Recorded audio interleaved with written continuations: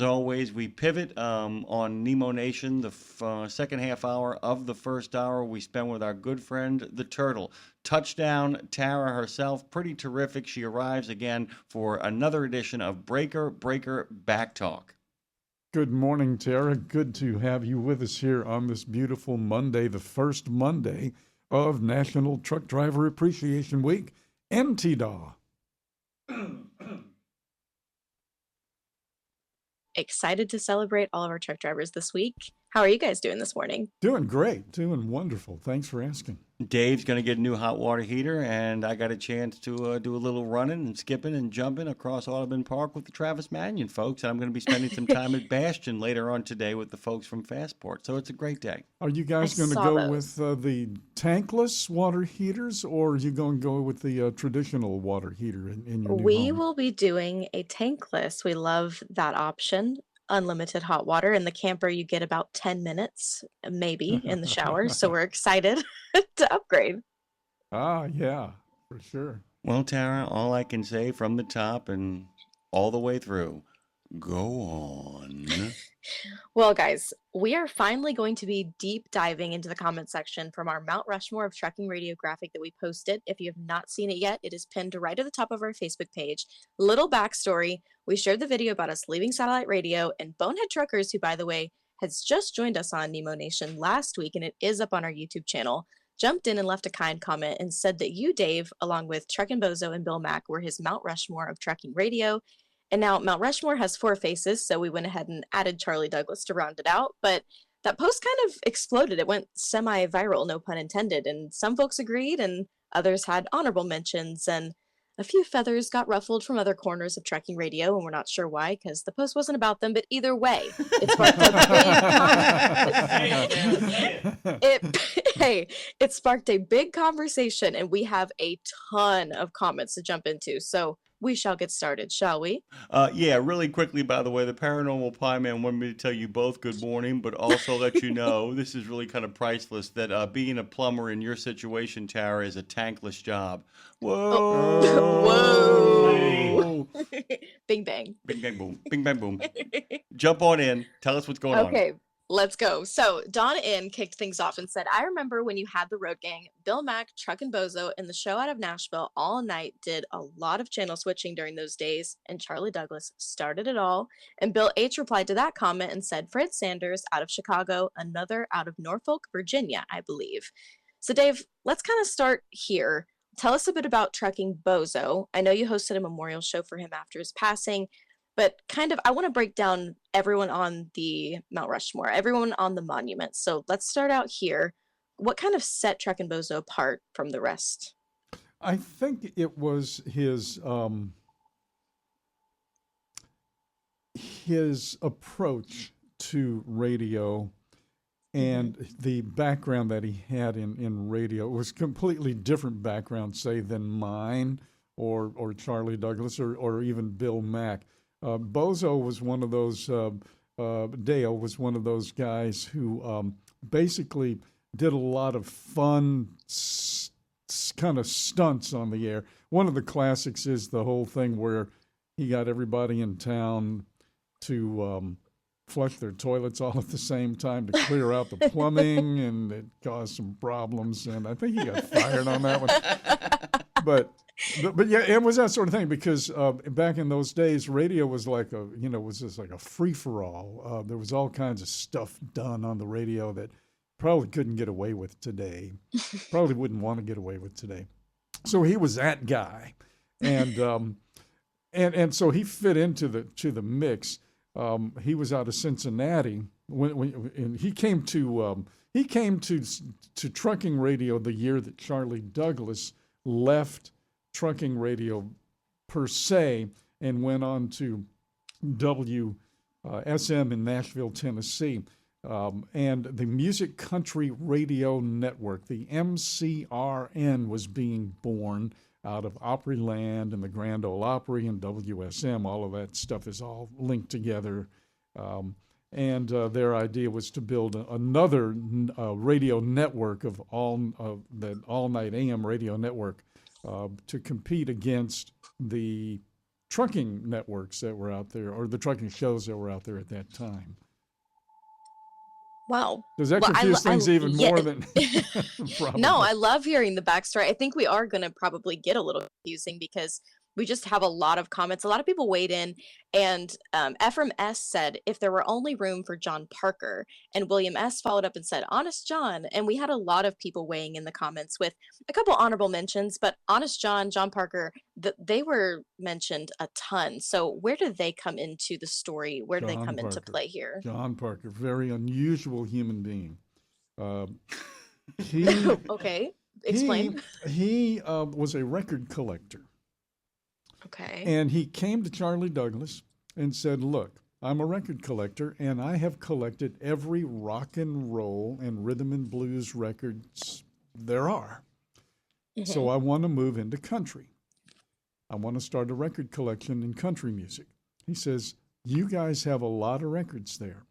He says, I will be glad to catalog those records. And when I say catalog, I mean take a pen and those little 3x5 cards like you saw in the old libraries, the old library card with those little drawers that pulled out, and they, you know, the little cards were there, and you'd pull out the card and you'd go to the front desk, or you'd go look for the book in the library. You don't do that anymore, obviously, but this is going back before digital.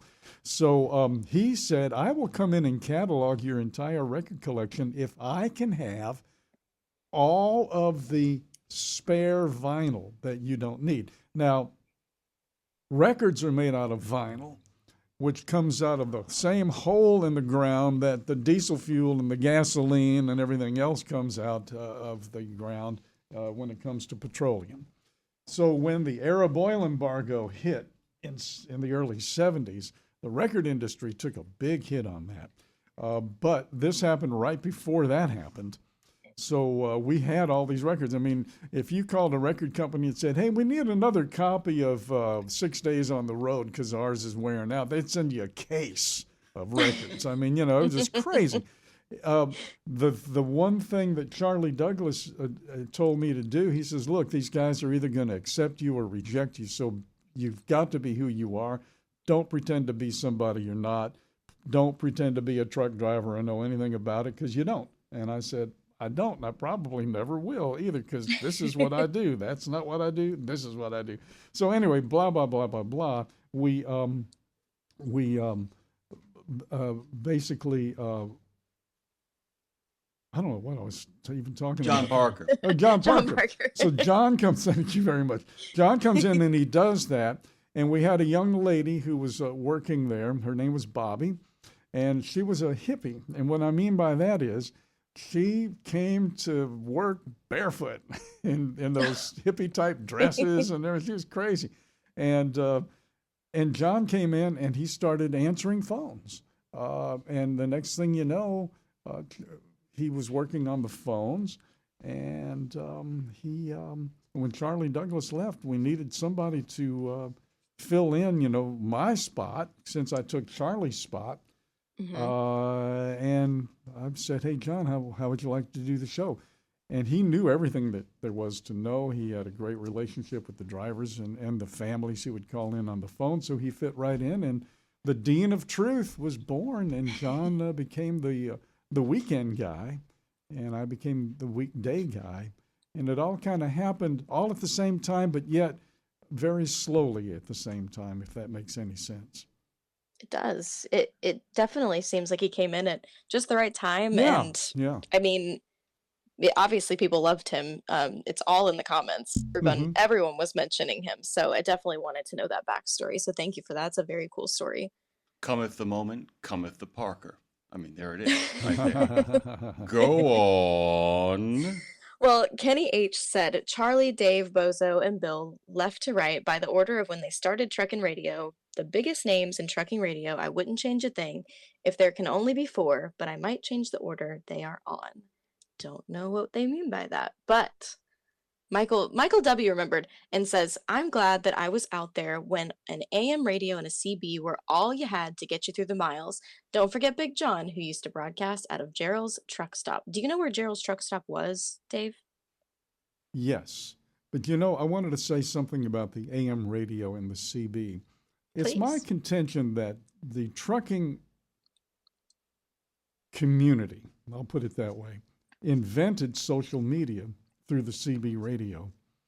And then the boom box that was so prevalent in the late 70s into the early 80s was invented by truck drivers because back in those days, before deregulation, there was a lot of what was called slip seating. In other words, you went to the terminal to get in your truck to make your run, but it wasn't always the same truck.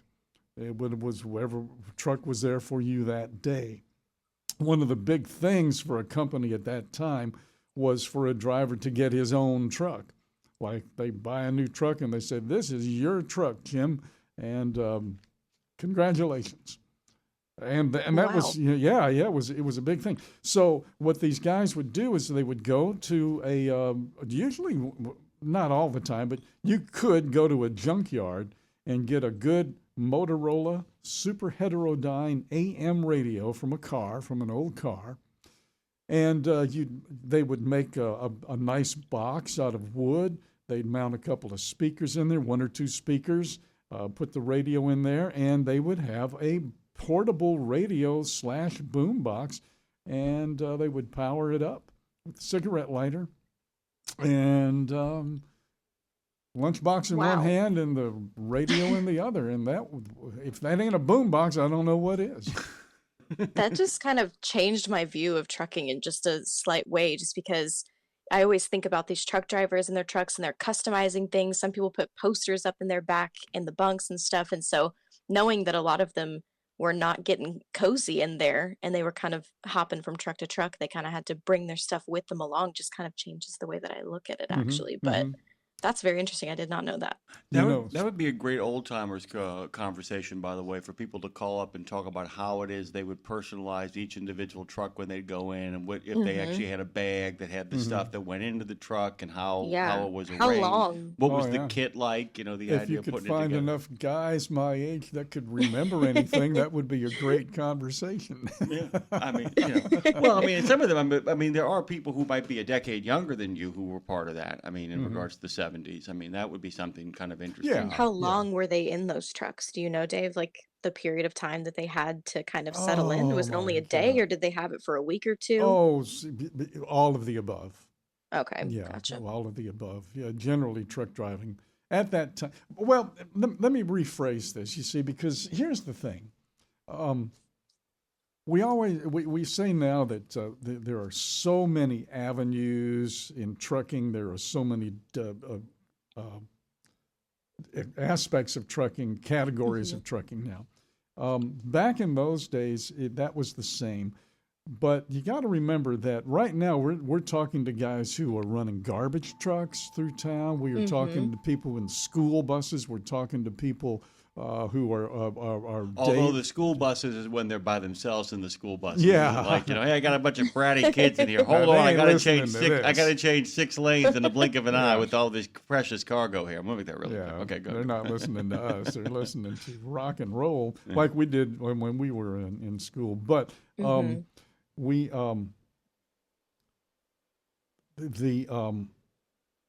the idea that the long distance radio programs, they weren't heard. Okay, let's take I-70 in Missouri. We just banged the signal into I-70 in Missouri, but if you were in St. Louis on one end or Kansas City on the other, you couldn't hear the show because there was so much interference.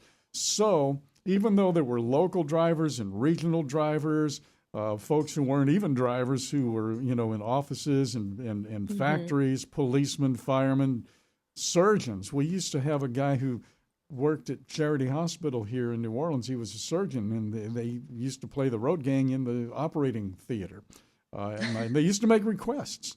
2 or 3 o'clock in the Wow. morning. Yeah, they'd call up and make a request for the operating team. It was a big cultural phenomenon. By the way, a couple of quick things before we kind of move on or continue on this point. Marshall points out in regards to the question that I asked about the idea of how did you move yourself, your own kind of personalized situation from one truck to another. He says used to buy them at a lot of truck stops. They looked like a small suitcase. And the Paranormal Pie Man also says, I'm glad that trucking has advanced enough for the truck to come with an AM FM space radio installed.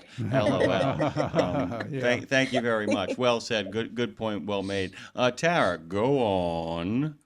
Well, I loved this comment. This is probably my favorite one out of all of them. Long Haul Paul chimed in and message straight from the heart says, Dave, you're the last sonic thread to my trucking youth. Thank you for every night you kept me awake during the years of hard trucking and for the class and decorum you continue to bring to broadcasting. Lord knows how many lives you and those other 3 radio personalities saved. I'm glad you survived the swim, despite the high-pitched taunts from other islands. Oh. Oof. Wow. Well, All of interesting. that, though. All Love of that. all of that. Love all All of of that. that. By the way, our good friend the Weasel actually contacted me personally to say I bought my house 38 years ago, had to put a hot water heater in that year, and that heater is still in my basement. Whoa. Outstanding Wow. Weasel. Wow. Speaking of times of olden, Marshall Platter is on the phone right now. He's giving us a call. We're going to drop him in real quick because we got some stuff we got to get through. We want to hear his take on all of this. Please. Good morning, Marshall. Hey, man. Morning, guys and gals. Hey, what you got to remember when he was on the radio, you got in a truck, you didn't have a radio.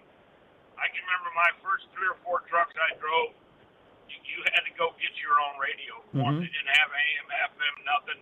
You didn't even have a key to start the truck. If you had a key, it was just for the door. You had to press a button. Goodness. That's right. I forgot about that. You had like 4 or 5 gauges on the dash, and that was it. You know, you didn't have all the luxuries they have nowadays. And forget about air conditioning, because if you had it, it didn't work. You know, so. But I can remember a lot of the line haul drivers up until about, I'd say 10, 15 years ago, they all had those little suitcases that had speakers on the outside of them, and it had their AM, FM radio and their CB built into it. Oh, yeah. And they had antennas that they clamped. They were, I think you can still buy them. I haven't seen them in a long time, but they had antenna mounts that were actually vice grips. Yes. They were built right into the vice grips. You vice gripped them to your mirror, and you went on down the road. That's how you got your AM, FM, and everything else. So it was a different time, but Wow. yeah. Let me really quickly, Marshall, you'll totally get this. You brought up air conditioning. I remember in the 70s, remember every once in a while you'd have a friend whose, parents or they had a little bit of money and you would get in their car and it was air conditioned and it was like literally walking into a cooler. Like, I mean, you were so not used to the idea of an air conditioned car that when you would sit in one of them, you'd be like, wow. And in the summer it was great, but there would be people who literally would like go around as if they were in a refrigeration vessel, and you're like, wow, it was like now we kind of have gotten used to it, but an air conditioned cab or car was not a commonplace thing, and people forget that. It's a good get on your part. Well said. Back in the 50s, there was a kid, when I was in grammar school, there was a kid down the block whose parents had an air conditioner in their bedroom. And I remember with about 2 or 3 of us with him, he brought us to his house one day, and we went in his parents' bedroom during the day while they were gone. And we enjoyed the air conditioning for about 10 seconds. Came out. It was something you remember. How can you remember stuff like that? Well, of course, it's because weird. it's a sensation. It's like a smell memory. And the other thing is, remind me later on in the show to tell you about the barber shop, one of the first barber shops in the city of New Orleans that had air conditioning. There's a great story about that. Marshall, we appreciate you, dude. I know that, everybody thinks that National Truck Driver Appreciation Week to some degree is, appreciating people behind desks. But, man, we're crazy about you. Thanks for calling. Give us a final thought. I can remember the first car I was ever in that had air conditioning. I was 5 years old. My uncle came out in an Oldsmobile 98, which was like one step below a Cadillac. Yeah. and two big tubes in the back window. I could almost fit my whole head into one of the tubes in that blue air conditioning in the seat. So. That's awesome. Anyhow, y'all have a great day. I always enjoy listening. Always a pleasure, Marshall. Thank Thank you. you so much. Thank you so somebody much. else that we saw when we saw Marshall here is Chef Marty. He's out there this morning. Hashtag RGR from the chef Always. himself. And by the way, the Paranormal Pie Man continues his gadfly behavior by saying, hooray, technology advancements. Amen to that. Tarrah, Amen. go on. Well, Joe R. says, I agree, 4 great legends, but why is Big John always forgotten when it comes to trucking radio, who broadcast live from Gerald Truck Stop? He had an open door policy to his studio to come in and visit. I had the pleasure of meeting 3 of 4 gentlemen who were portrayed in this photo, but including the forgotten 5th man, in my opinion. So once again, Big John, big shout outs in the comments for Big John, always. Mm-hmm. Yeah, Big John Trimble was a really great guy, really talented, and he was also a stand-up comedian too. Oh, really? Mm-hmm. How Wow. was he at that? I've never heard him. Never heard. Can't Only got say. a chance to see him a couple of times through the years, because Well, I mean, that lifestyle. I mean, we don't even talk about that now. I mean, the fact of the matter is that, you actually have a life now. I mean, we were laughing about this whole weekend concept for me, but people need to remember that for the majority of your life, you didn't have evenings. I mean, you didn't get a Yeah. chance to go out on the evenings, and even when you did, you were tired. Maybe you squeezed in something here or there, but people forget the life of all of these guys, whether it's Dale, Bill, or any of these folks. This was a graveyard shift. This was the actual grave. This is third shift stuff, right? I mean, Absolutely. you're talking to people making the donuts as well. I mean, that's your audience. Third shift on the factory line, third shift behind the wheel, third shift at the bakery. All of those folks, and that's a big thing. The idea of life. What life? This is life. Out there Truly. talking to the patina of the American night, as it were. Tarrah, go on. Well, Ike Stevens from Bonehead Truckers himself dropped into the comments and said, Dave is on my Mount Rushmore. He was kind enough to stop and talk to me when I was a nobody. I always think highly of Dave Nemo. And he just kept saying, I loved that segment that he came on. It was so cool to hear him talk about how he would listen and how his wife would listen because she was in the truck with him. And it's those kind of comments that bring all of these comments to the table. And he mentioned, obviously, Bill Mack being on the Mount Rushmore and one of the faces. So tell us a bit about Bill Mack, his legacy, how you knew him, and what he meant to trucking radio, kind of what was his backstory, if you will. Well, Bill he was legendary when he was alive. Bill Mack. He held forth out of WBAP out of Fort Worth, Dallas Fort Worth area, and he is known as the Midnight Cowboy. He's also a songwriter, and he wrote "Clinging to a Saving Hand," which was a great gospel song.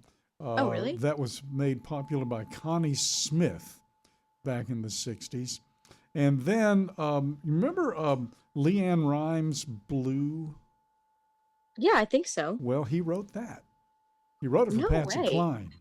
I didn't realize he had like a music background, like in that way. He wrote quite a number of great songs, and like I say, a few of them were hits. Correct me if I'm wrong, Dave.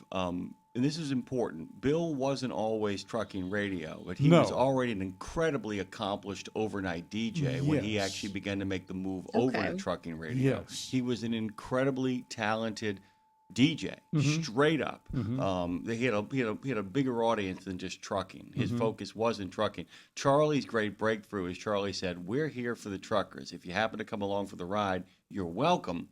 But this is here for truckers." Exactly. Whereas Bill, who had been there a long time, Bill makes a shift in that overnight slot, but he begins as just up there on the level of Wolfman Jack. I mean, he was that kind of DJ, right? Everybody, Wow, yeah. okay. So truck drivers are like everybody else. So they're human beings. They're out there and they've got radios and they're listening. But Charlie was the first person to say live on the air, if you're not a truck driver, you can certainly listen, but we just don't care. This is for truck drivers. And it was. And when that was said, that ribbon was cut and that door was opened. And then pretty much anybody that had 50,000 watts worth of power at night said, well, we might as well jump on this bandwagon because here it goes. Yeah. And they all did. So you had WRVA out of Richmond. That's where John Trimble was, but he was also at KWKH for a while, too, here in Louisiana, up in Shreveport. And he ran out of Kelly's truck stop up in Shreveport. And then he was over at Gerald's truck stop in Richmond for a lot of years, too, about 25 years for Big John Trimble. I got to put an end to this, Dave. I'm Yeah. so Oh, sorry. look at the clock. We could Yeah. go. We could go on all morning. Tarrah, if you want to bring this stuff back next Monday, we can keep this conversation going. Given the numbers we're looking at here on our social media platforms and the responses, I don't think we've run this topic into the ground quite just yet. It's been another edition of Breaker Breaker Backtalk. And by the way, Tarrah, get that tankless water heater, man, and start getting some nice showers over there on that property, Garis. Okay. Thanks, guys. Have a great show.